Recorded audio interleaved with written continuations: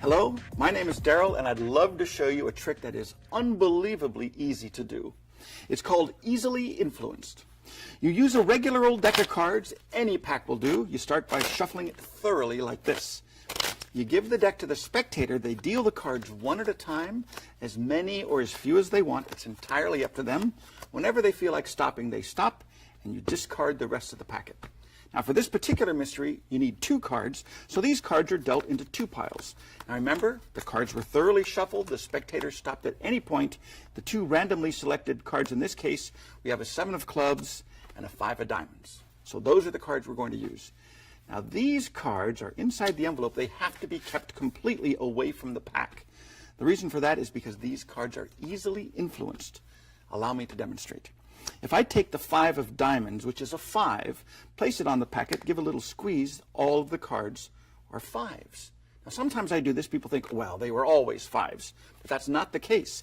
If I don't use the 5, if I use the 7 instead, give a little snap, all the cards become 7s.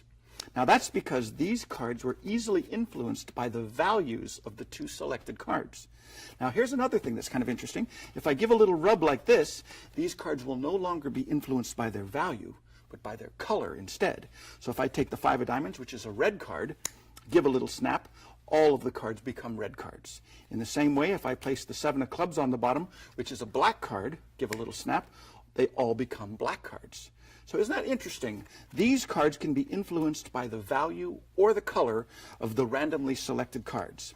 But the strangest thing of all is if you get rid of these cards, without any cards to influence these, they actually do not have an identity of their own.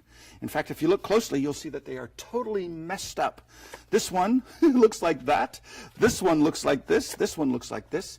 You walk away clean. You can examine the cards. And when you put it away, back in the envelope, it's automatically reset for your next performance.